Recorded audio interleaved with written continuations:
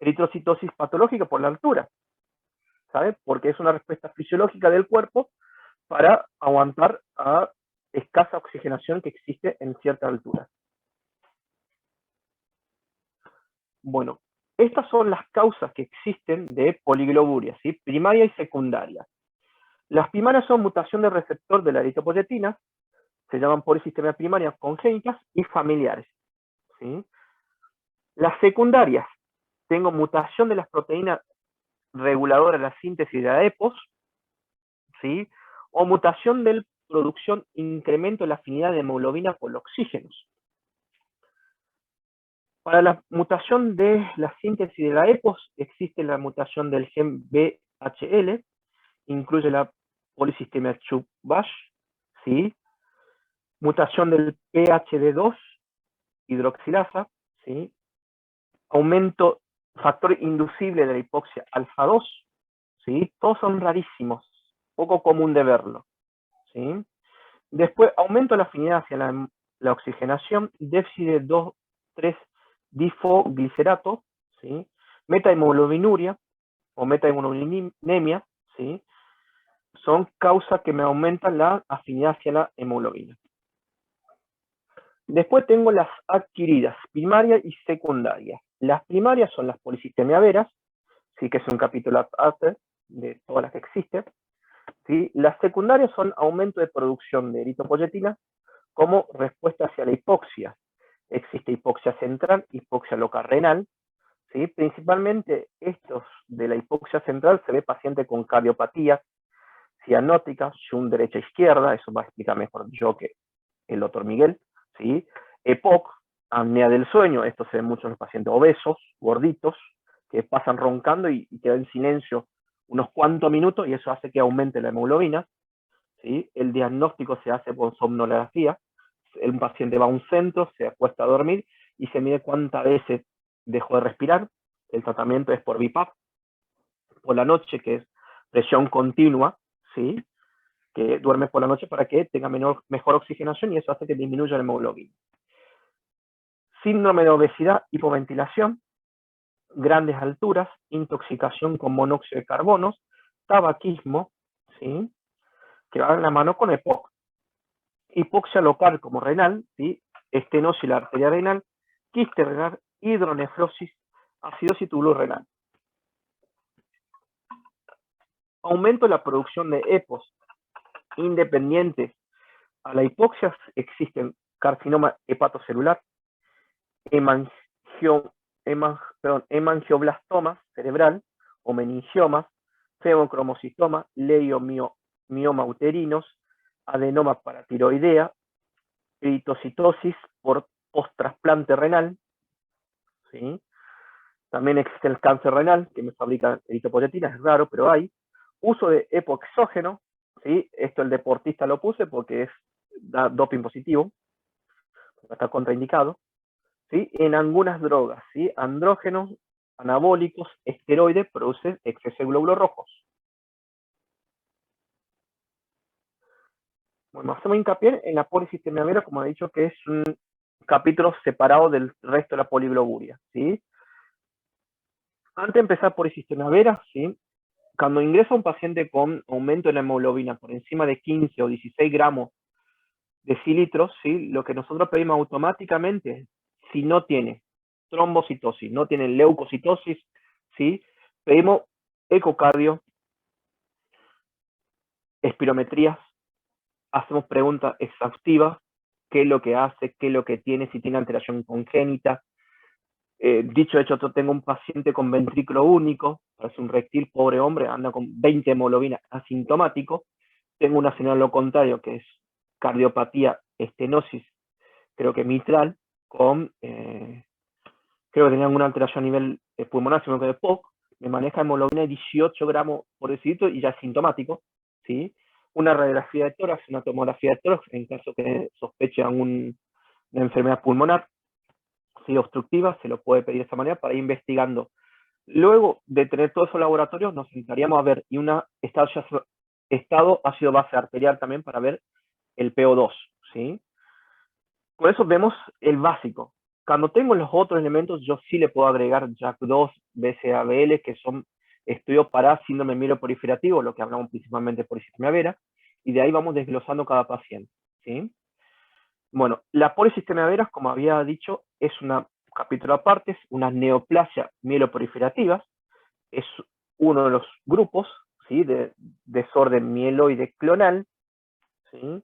Esta definición hablaron en la BLOS 2008.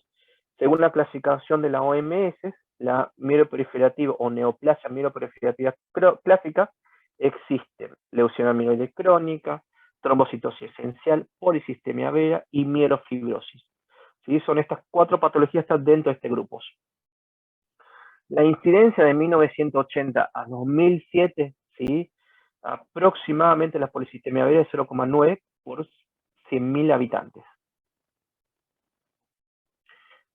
Es una neoplasia celular progenitora hematopoyético con panmielosis a eritroides. ¿Qué significa? Que me aumentan los glóbulos rojos, principalmente, pero los glóbulos blancos y las plaquetas, ¿sí? La incidencia es 0,5 a 1,5 por 10.000 personas con la edad media de aparición de 67 años. Presenta 2 etapas, una fase polisistémica, que en la mayoría lo vemos, que tiene exceso de glóbulos rojos, y una fase polisistémica o desgastada, lo llamamos, que empieza a bajar la hemoglobina, las plaquetas, y eso hace que me aumente aún más la LDH, aumento del vasos, y una leucocitosis con elemento inmaduro. Empieza a aparecer como fibrosis en la fábrica, progresando hacia una mielofibrosis y posterior una leucemia aguda, ¿sí? Bueno, el criterio mayor para diagnosticar este paciente tiene una hemoglobina para varón mayor de 16,5 gramos por decilitros, un hematocrito más de 49, para una mujer mayor de 16 gramos por decilitro o un hematocrito mayor a 48.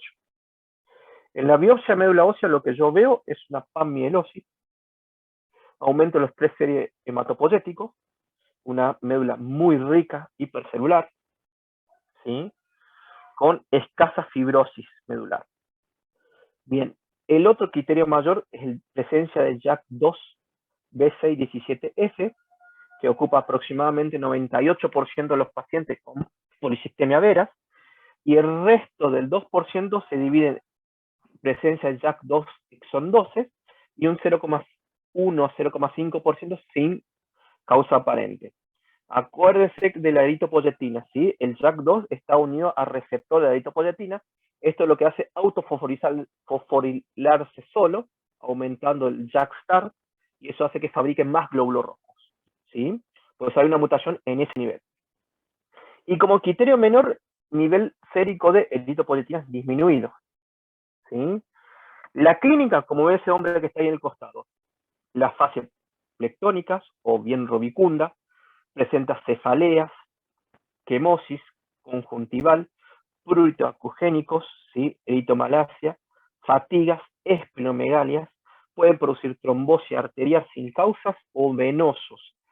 ¿Qué es lo que vemos paciente con las cefaleas o tinnitus? También lo que escucha como si fuese que tiene un dolor de cabeza, pero que le hayan puesto como un casco o un balde adentro de la cabeza y escucha como un zumbido, como un retorno que hace dentro de su cabeza, ¿sí? Ese típico dolor de cabeza, y si le agrego tinnitus, es más probable que tenga eritocitosis, ¿sí?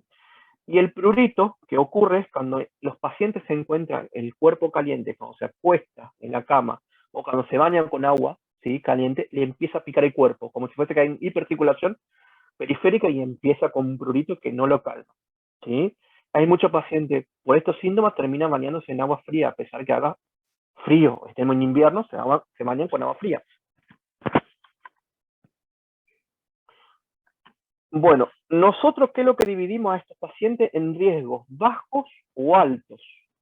¿Sí? Bajo riesgo, ¿sí?, me cambia mi tratamiento, sería menor de 60 años, sin historia de trombosis, sin factor de riesgo cardiovascular, ¿sí?, ni hipertenso, ni diabético, ni dislipidémico, ¿sí?, ni antecedente de infarto, eso, obviamente, ¿sí? En esos casos, los pacientes se hacen aspirina, flebotomía o sangría, la otra palabra, ¿sí? El que le gusta medicina, la historia de la medicina, el origen de la sangría es cortar el bracito que siga sangrando, ¿sí?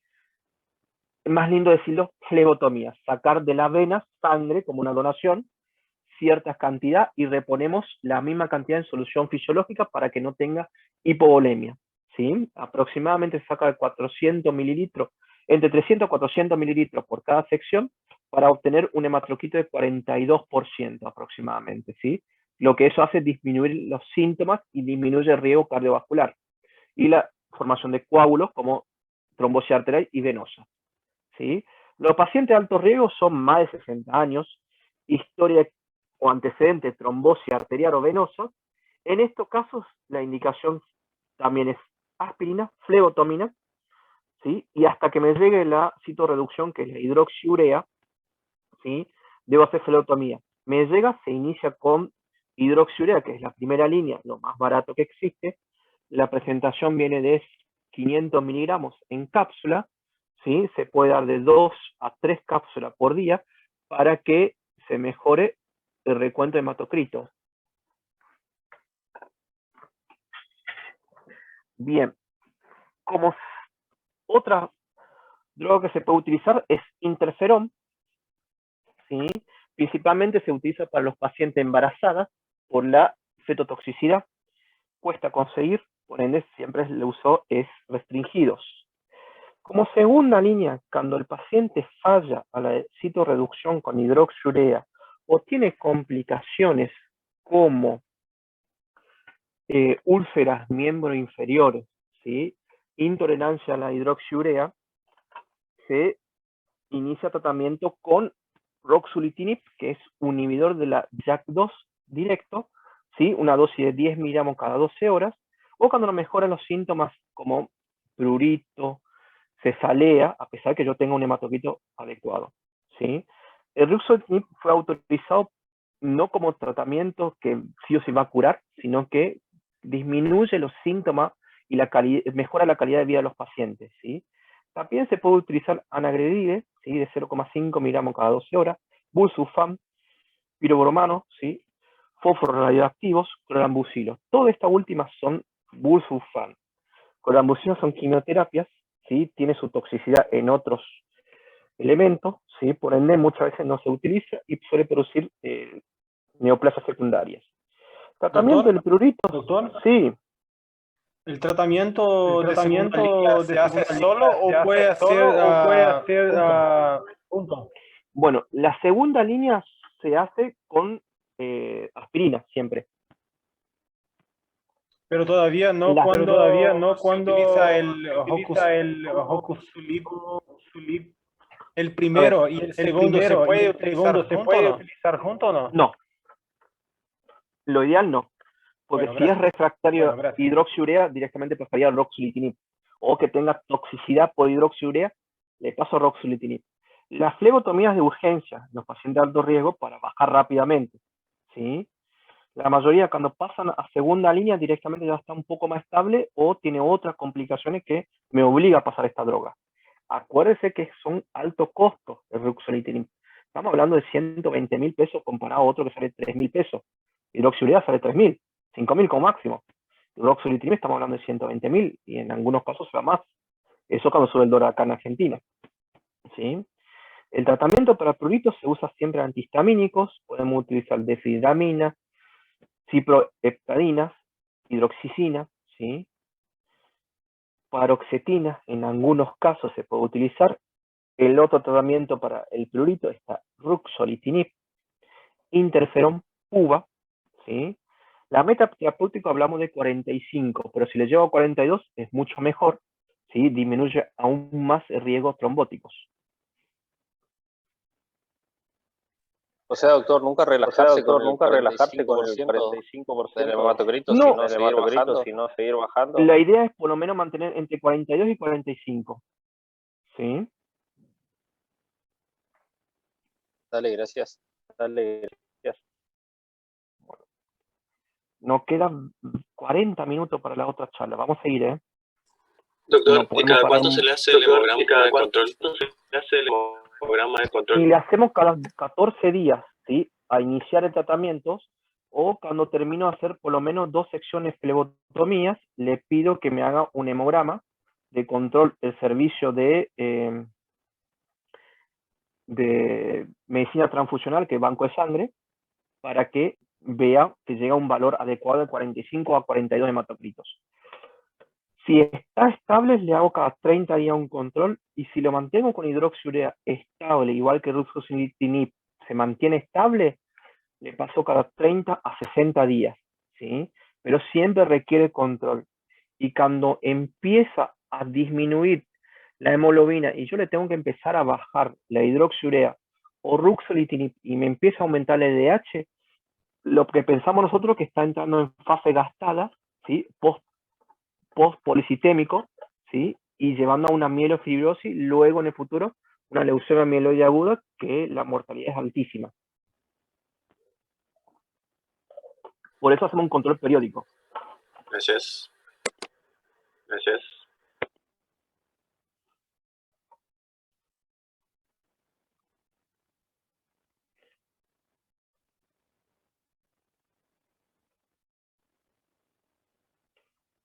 A ver, cambio, sí. Ahí estamos. Leucocitosis, ¿sí? La siguiente tema.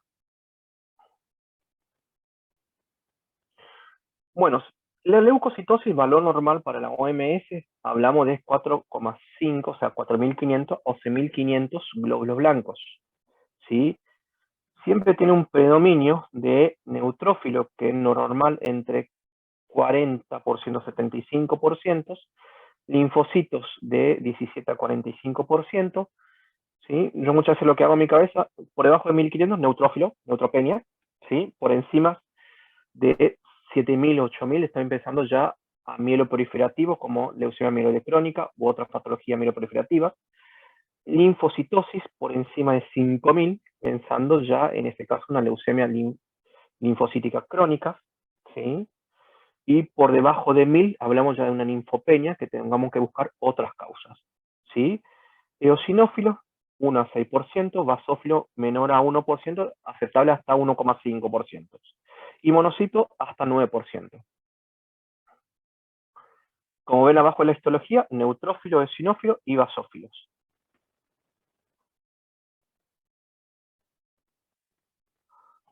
Bueno, leucocitosis, ¿sí? ¿Cómo definimos neutrofilia? Mayor a 7.500, linfocitosis es mayor a 4.500, ¿sí? Monocitosis más de 1.000, eosinofilia más de 500. Neutropenia menor a 1.000, en realidad 1.500, leves, 1.000 moderados, 500 severo, por debajo de 200 es muy severo, ¿sí? Linfopenias menor a 1.000, monocitopenia menor a 200. Cuando hablamos de hiperleucocitosis o hiperleucocitarios, más de 100.000 glóbulos blancos, ¿sí? Reacción leucemoide, cuando tengo más de 30.000 neutrófilos circulando. Leucocitosis, ¿sí? El mecanismo por aumento del precursor plus osmótico, la tasa de liberación, el pool marginal y consumo de tejidos. Son las causas de mecanismos que me aumenten los glóbulos blancos, ¿sí? Suele estar asociado con factores de crecimiento, moleculares, adhesión, citoquinas. Eso hace que me aumente aún más los recuentos blancos, ¿sí? La médula ósea, ¿qué es lo que encontramos? El pool mitótico, pool postmitótico, principalmente el callados. El mitótico serían mieloblastos, promielo, mielocitos, metamielocitos, y callado y cementado son postmitóticos, ¿sí? Y pool marginal ocurre a través de la pared endotelial, ¿sí? También el pool circulación periférica, como el vaso, también hace que se estrete, aumente aún más el recuento de blancos cuando se concentra el vaso o se contrae el vaso en ciertas situaciones, ¿sí? En neutrófilo la vida media aproximadamente 6 a 8 horas, ¿sí? Luego pasa a los tejidos para incorporarse, ¿sí? Alteración cuantitativa, ¿sí? Secundaria a medicamentos. Las causas de leucocitosis tenemos alopurinol, epinefrina, adrenalina, cortisona, cloroformol, heparina, me puede aumentar, quinina y trimestina. Leucopenias son antibióticos, anticonvulsivantes, antihistamínicos, antitiroideos, barbitúricos, diuréticos, quimioterapia, sulfonamida, ¿sí? trimetoplasma dentro de este grupo está. Causa de leucocitosis por neutrofilia primera causa es infeccioso. Luego viene inflamatorios, enfermedad neoplásica, neoplasia mieloproliferativa, disminución de egreso hacia los tejidos, demarginación, son causa de neutrofilias. Causa de linfocitosis reactiva policlonales, principalmente es viral. Infección bacteriana, principalmente por pertussis. El estrés me aumenta, artritis reumatoidea también. Y clonales son leucemias linfocíticas crónicas o linfomas. La foto que está ahí abajo del linfocito peludo, que sería la leucemia de célula vellosa, o GD-cell, ¿sí? Causa de monocitosis, más de 950, son infección bacteriana como brucelosis, sífilis, tuberculosis, enfermedad neoplásica como leucemia mielomonocítica crónicas, linfoma de Hodgkin, carcinoma metastásicos. Causa inflamatoria tengo lupus, colitis ulcerosas. Otras causas como sarcoidosis, enfermedad por depósitos lipídicos. Eosinofilia le podemos dividir leve, moderada o severas. La mayoría son reactivas, secundaria a atopías, que alergia, hipersensibilidad, infección parasitarias, infección bacterianas, virales, son poco frecuentes, neoplasia, vasculitis, hipersensibilidad a drogas y clonal como leucemia eosinofílica crónica. Y dentro de las causas que no le nombré acá, también el linfoma de Hodgkin suele aumentar los eosinófilos. Linfopenia, causas. Para desglosar acá tenemos principalmente cuando viene la serología viral, parasitomelovirus Epstein-Barr, ambos IgM y IgG, principalmente ocurre en fase aguda, esta linfopenia, por eso se lo pide el dosaje. HIV, hepatitis B, hepatitis C, ayuno prolongado, por ende muchas veces cuando tengo linfopenia le pedimos que coma un poco antes de sacarse sangre, que es lo que no le vamos a medir ni el azúcar ni el colesterol, por lo tanto es permitido, ¿sí? El estrés, eso con interrogación dificulta, pero puede sacarse. Corticoterapia, quimioterapia, radioterapia, enfermedad autoinmune como lupus, artritis reumatoidea, miastenia gravis, tuberculosis, ¿sí? Algunas leucemias o linfomas también me puede producir linfopenias. Síndrome de Grover, Wisconsin-Andrich, ¿sí? Que es una alteración genética, principalmente asociado con la trombocitopenia. Síndrome de inmunodeficiencia combinada graves, ¿sí? También uso crónico de rituximab, que es una inmunoquimioterapia anti-CD20 que se utiliza para el linfoma no Hodgkin B o paciente con lupus refractarios. Causa de neutropenia, que es lo más importante que tenemos que pensar, ¿sí? Porque es una de las causas y consulta más común que vemos en las guardias, ¿sí? La neutropenia dividimos, ¿sí? Por debajo de 500, dividimos leve de 1000 a 1500, moderado de 500 a 1000, severa a menor a 500 y muy severa menor a 200. ¿Sí? La neutropenia severa, esto lo que produce es aumento de riesgo de infección potencialmente letal, siempre que se asocia a una reserva medular disminuida. ¿Cuáles son los pacientes que vienen con estos? Principalmente son post-quimioterapias. ¿Sí?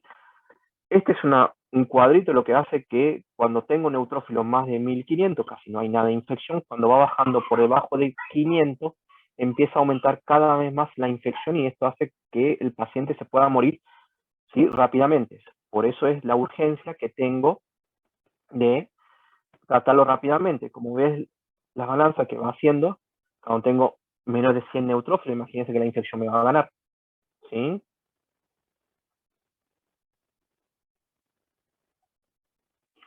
Cuando tengo 1500 neutrófilos, la infección directamente no, porque yo siempre explico esto a los pacientes, que el soldadito contra la guerra es una infección bacteriana, ¿sí? Yo puedo tener millones de armas, que son los antibióticos, como pipertazo, meropenem, carbapenem, todo lo que ustedes conozcan de los antibióticos de amplio espectro, pero si yo no tengo los soldaditos para combatir, no me va a ayudar, ¿sí? Por ende, siempre nosotros vemos los pacientes con mayor estado, ¿sí?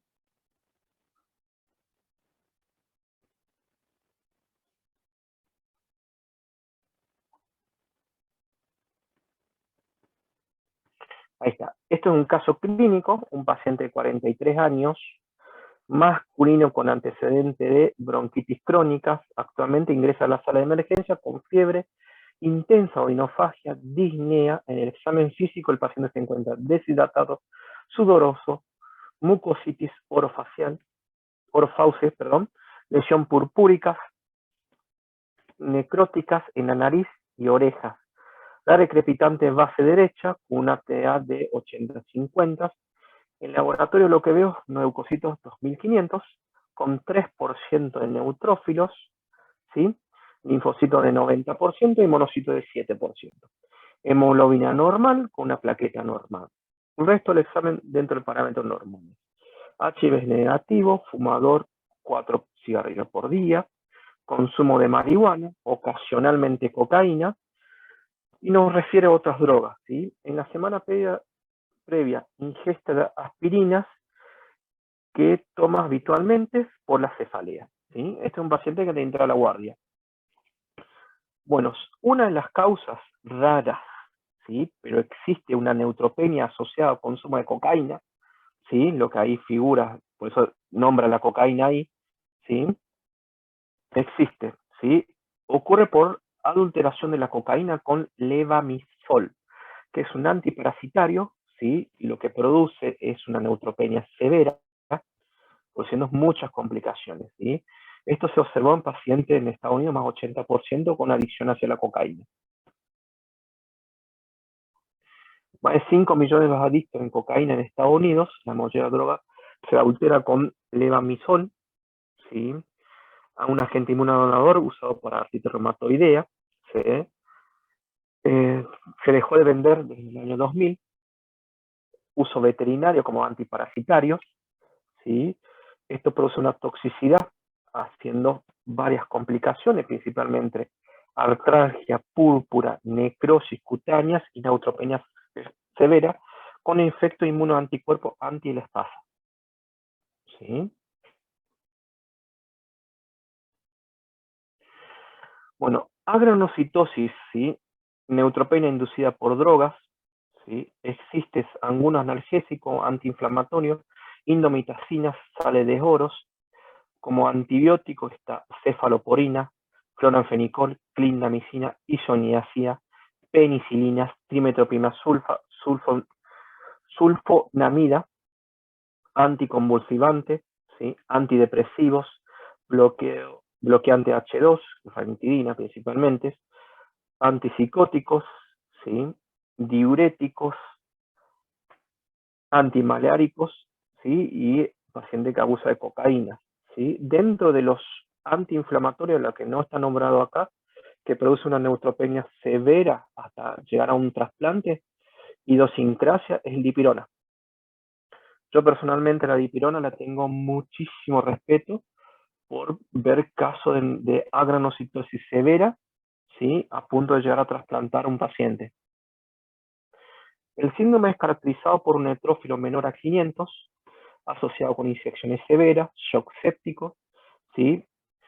La mayoría tiene una exposición a agentes potencialmente reconocibles, ¿sí? Incidencia actual de 3,4 millones por habitante por año, mortalidad actual de 7 a 10%, y esto aumenta aún más en pacientes mayores de 20, ancianos, un 20%. ¿Sí? Esto es lo que se observa en la médula ósea.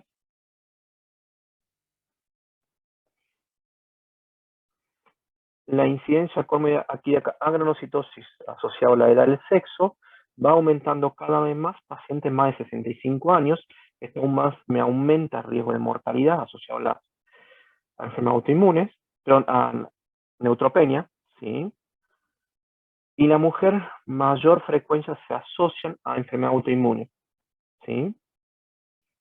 Por eso la incidencia, cuando ustedes van viendo, en la mujer es un poquito más elevado hasta cierta edad, de los 15 hasta los 64 años, que es la enfermedad más autoinmunes, ¿sí?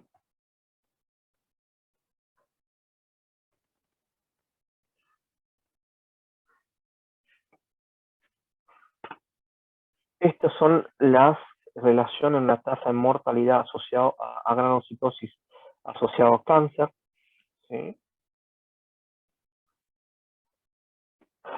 las drogas actuales reconocidas en la granocitosis, el 70% se encuentra implicadas en el año 2000 a 2005, lo que se vio, ¿sí? Ticlopidina, levamisol,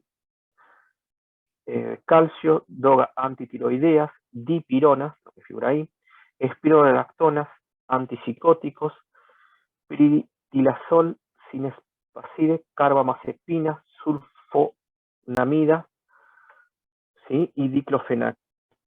Cuando te ingresa un paciente con agranocitosis, lo que deberíamos pensar, algunas drogas que me podrían producir. ¿Sí? Principalmente a mí lo que me viene más en la cabeza rápidamente son los antipsicóticos. ¿Sí? Los medicamentos psiquiátricos, lo que más se lleva, encabezados las causas, agranocitosis o leucopenias. Luego me viene dipironas, ¿sí? Que son poco común de verlo, pero la mayoría te dicen los pacientes que yo me apliqué hace rato una dipirona y después de eso me empecé a aparecer con fiebre, luego tengo forúnculo, infección a repetición y ahí donde se hace más sospecha de dipirona. Pero la mayoría son los antidepresivos, ¿sí? Lo que más se lleva. Los factores de mal pronóstico paciente con neutropenia, ¿sí? Son edad mayor de 65 años, neutrófilo menor a 100, se ve, aunque no la crea, se puede ver, shock séptico, ¿sí? Algunas otras comorbilidades asociadas como hipertensión, diabetes, insuficiencia cardíaca, EPOC, ¿sí? Insuficiencia renal, paciente en diálisis, ¿sí?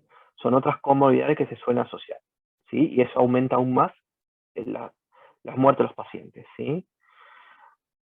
Las fisiopatologías por destrucción inmunológica, las drogas o su metabolismo, lo que hace actuar directamente a las células, si el neutrófilo hace que destruyas, o actuar a través de anticuerpo antineutrófilo por linfocito T, esto un ejemplo es la dipirona, ¿sí?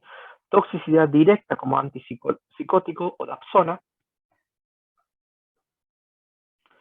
La clínica de 3 a 6 meses desde inicio a exposición al medicamento, ¿sí? Ese es un promedio de 3 a 6 meses, pero puede haber en 7 días hasta 6 meses, ¿sí? Comienza con úlceras orales, lesiones cutáneas, droga con mecanismos inmunes son más rápidos de inicio, ¿sí?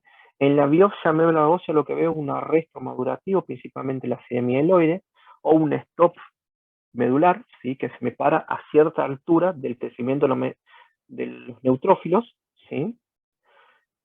¿Cómo prevenimos? ¿Sí?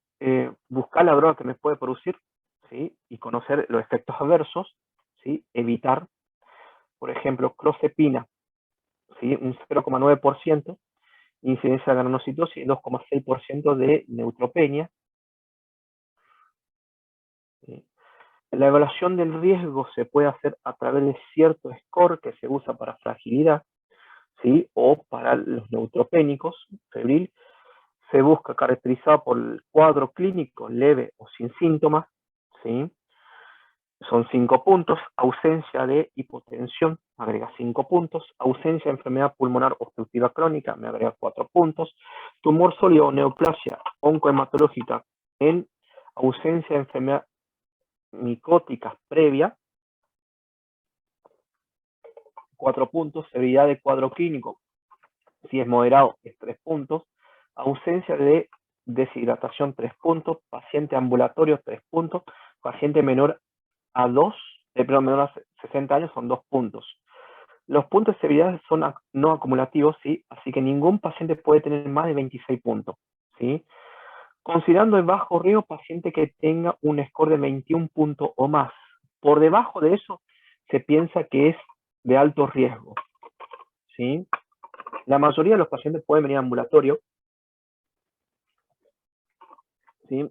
Son pacientes que reciben quimioterapia, que es lo que más yo veo, oncológicos, ¿sí? Que están con algún cuadro sin fiebre, eso siempre hablamos de bajo riesgo, y hacemos que estimular rápidamente para que salga de la neutropenia, ¿sí? ¿Cómo hacemos paciente con neutropenia febril cuando nos consulta a nuestro consultorio, ¿sí? O nuestra guardia, ¿sí? Que la mayoría la tenemos, ¿sí? Bueno, evaluación inicial de riesgos se puede hacer, la mayoría es difícil de hacerlo, ¿sí? Porque no tenemos todos estos números en la cabeza, ¿sí?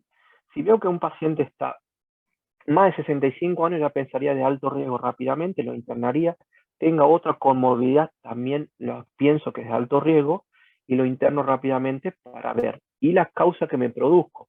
Si es un paciente en quimioterapia, actualmente día más 10 de iniciado la quimioterapia, está empezando la neutropenia y puede llegar a durar hasta el día 14 la quimio. ¿Sí? Nosotros damos como un pozo de la neutropenia asociado a las quimioterapias, por ende, puede llegar a durar esta neutropenia un 4 días más o 5 días más. ¿Sí? Si el paciente está recibiendo filgastrin o estimulante de colonia, hablamos que esto rápidamente puede mejorar. Si no tengo otra causa, si el paciente sacándose es joven, no está polimedicado, tiene solo en la primera línea de quimioterapia, yo la asumiría como bajo riesgo, le puedo mandar con ciprofloxacina más amoxiclavulánico, ¿sí? Con mucha pauta de alarma, que significa si hace hipotensión, aumenta la temperatura, ve que la personalidad no es los mismos familiares, eso se lo digo siempre, ¿sí? Que hay algún cambio que no es lo habitual, directamente concurra de vuelta a la guardia y se lo revé y se lo interna en esos casos. ¿Sí? En caso de internación, lo que se usa como primera línea, esto depende de cada centro, cada sanatorio y la disponibilidad que tenga en cada hospital de medicamentos. ¿Sí? Ceftazidima, ¿sí? Una cefalosporina de cuarta generación, 2 gramos cada 8 horas endovenoso. En caso que no la tenga y hay otra droga más barata, sí existe, porque ¿qué es lo que cubrimos con esto? Bacilo gram negativos, principalmente pseudomonas, ¿sí? Por ende, ceftazidima, ¿sí? Amicacina, pero ceftazidima es tercera línea, tercera generación, más amicacina son cobertura muy buena para hacia pseudomonas. Si no, lo que tenemos que hacer es cefepime, perdón, que es cefalosporina de cuarta generación, ¿sí? 2 gramos cada 8 horas, ¿sí? Endovenosos, que incluiría menor toxicidad, ototoxicidad sería por amicacina, ¿sí? Cubre con una sola droga los bacilos gram negativos. La mayoría que no la tenemos hacemos ceftazidima, ¿sí? Con las 2 drogas cubrimos la pseudomonas. Piperacina tazobactam o pipertazo, que siempre llamamos en la clínica, ¿sí? Lo ocupamos como segunda línea. En caso que no la tenga amica, ceftazidima, no tenga céfalo de cuarta generación, podemos empezar con pipertazo. Pero ¿qué es lo que no ocurriría? Me quedo sin línea posterior, ¿sí? Porque si yo empiezo con ceftazidima, tengo por lo menos ceftazidima, luego pipertazo, luego tengo imipenem, meropenem, o sea que tengo 3 drogas para tratarlo cuando es refractarios. Si ya empiezo con pipertazo, me queda solo mero imi. Se agregaría a estos pacientes vancomicina cuando hay una sospecha clínica severa de una infección severa relacionada asociado a catéter con cogram positivos, o paciente que me dio cogram positivo en hemocultivos, o que paciente que haya entrado con hipotensión arterial. Sería, si una T de 120 entra con una sistólica de 80, 60, ya directamente estás en condiciones y autorizado a utilizar vancomicina, ¿sí? Como tratamiento, 1 gramo cada 12 horas, ¿sí? Y luego a las 48 a 72 horas, si el hemocultivo es negativo para un coco gram positivo en el directo, la puedo suspender la vancomicina para no aumentar las resistencias posteriores, ¿sí?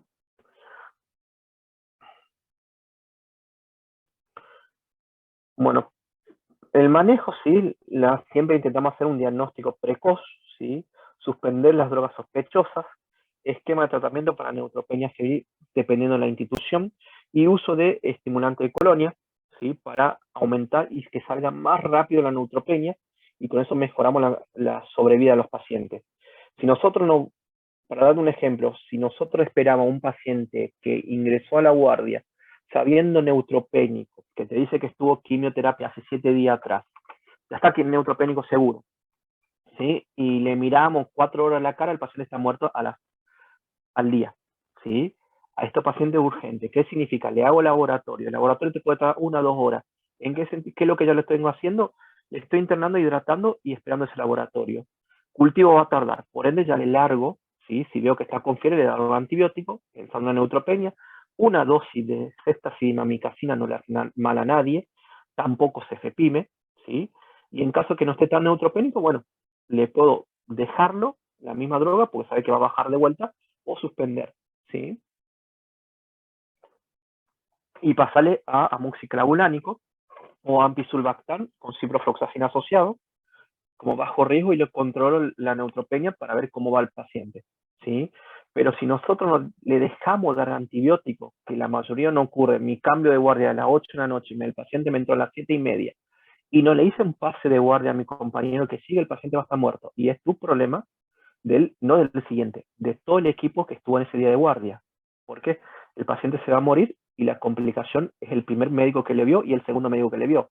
Por ende, cuando viene un paciente neutropénico febril, se deja hacer de todo, igual cuando dice el doctor Miguel, si te ingresa un paciente con alta sospecha de infarto, se deja de hacer todo, el código rojo, o paro cardíaco es código rojo, tenés que atenderlo. La neutropenia febril es casi lo mismo, ¿sí?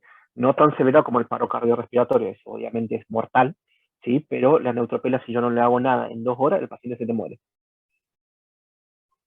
¿sí? Bueno, hay otras causas de neutropenia, ¿sí? Cuando el paciente tenga una neutropenia moderada, lo que busco es asociación con otras. ¿Cómo le voy estudiando? Sería con otros elementos como anemia, trombocitopenia, ¿sí?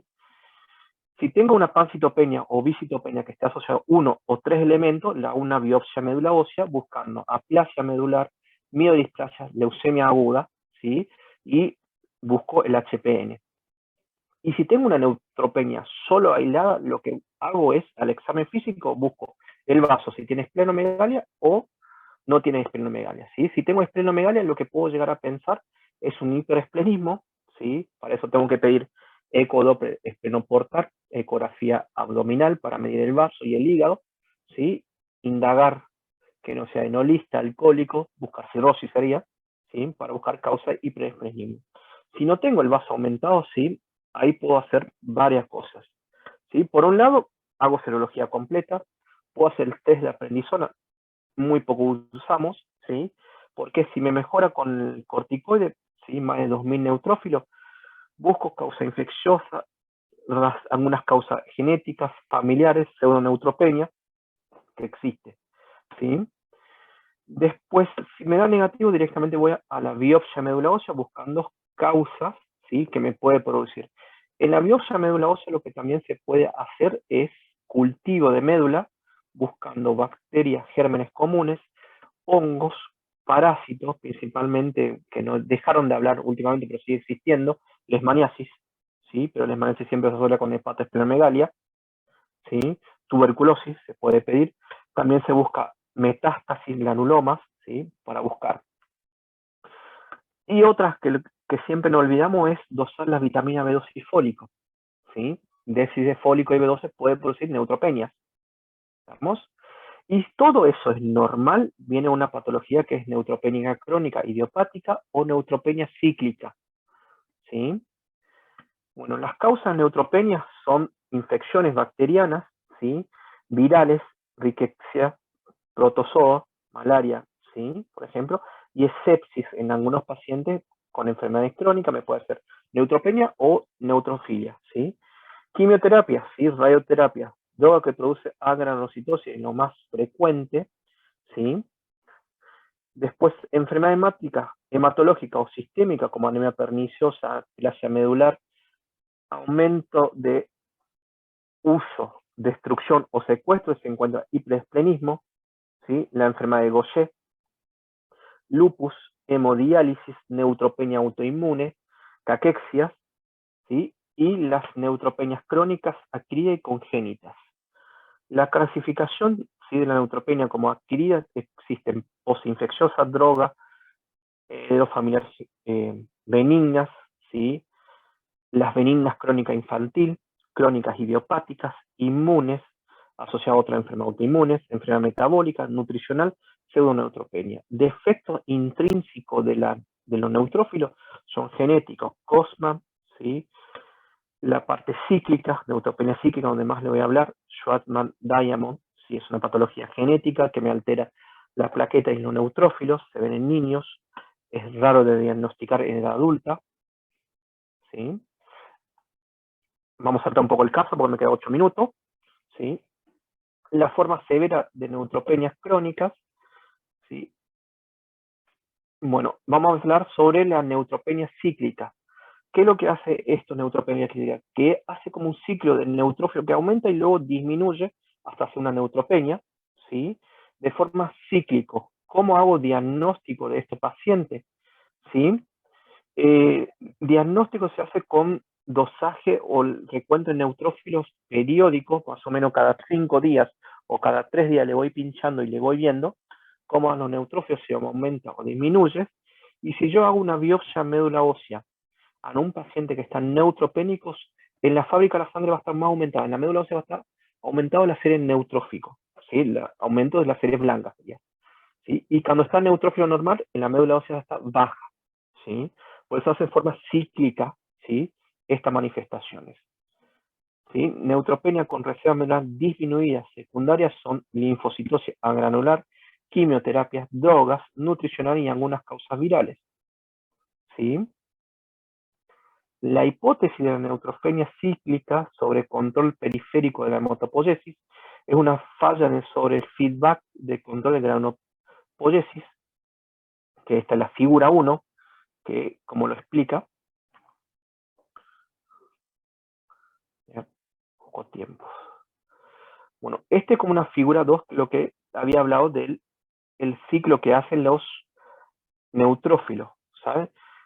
Por ejemplo, el día 0 está bajo, aumenta, luego baja para los 30 días.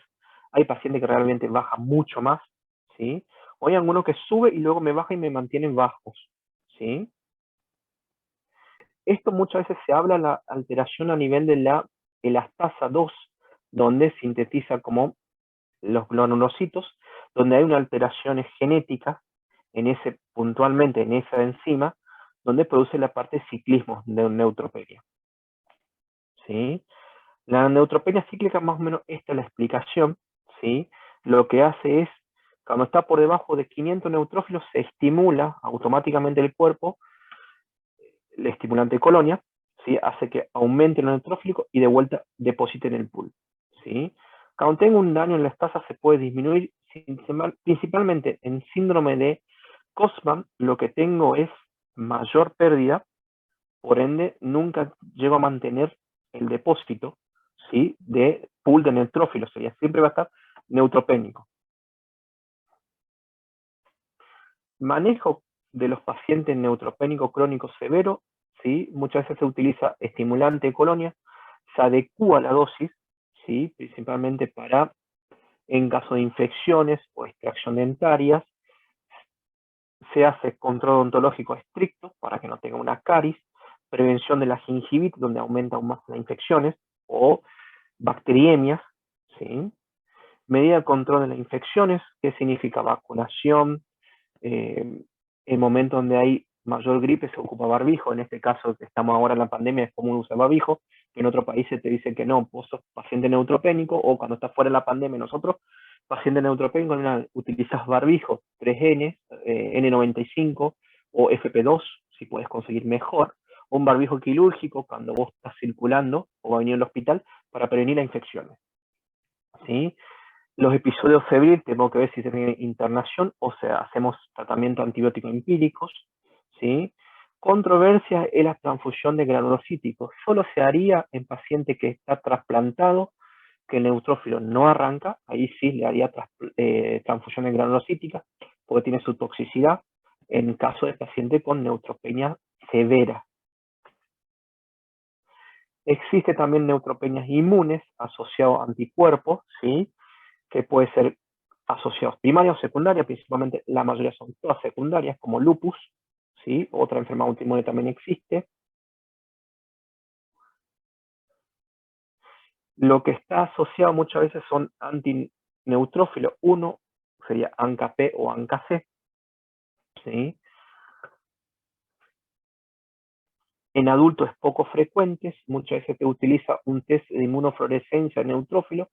Si da positivo, puede existir falsos positivos, y es difícil diagnosticar, por ende muchas veces nosotros buscamos otra enfermedad autoinmune y si encontramos le echamos la culpa que es el culpable y empezamos el tratamiento y mejora, ¿sí? O en algunos casos dosamos el ANCA-P o el ANCA-C, si me dan positivo intentamos de inmunosuprimir para ver si mejoran los neutrófilos.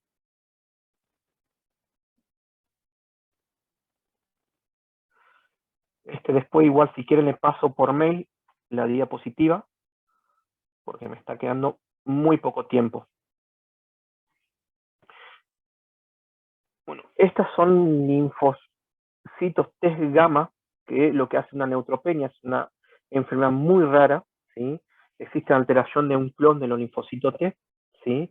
Principalmente rearreglo de receptor de la célula T, ¿sí? Están asociados en unos pacientes con artritis reumatoidea. Vamos a ver qué más.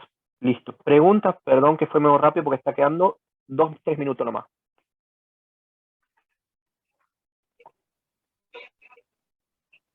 Ninguna, doctor. Ninguna, doctor. Ninguna, yo sé que está aburrido. No, está bueno sí la clase. No, está bueno sí la clase. Sí, sí, le voy a mandar al correo. ¿Me puede mandar a mi mail los correos? Me manda, si no, 1 o 2. Creo que una chica tiene mi mail que me mandó estos días para preguntarme. De última le hago encargada a ella para que lo envíe para todos. Espéreme, ya le digo quién es.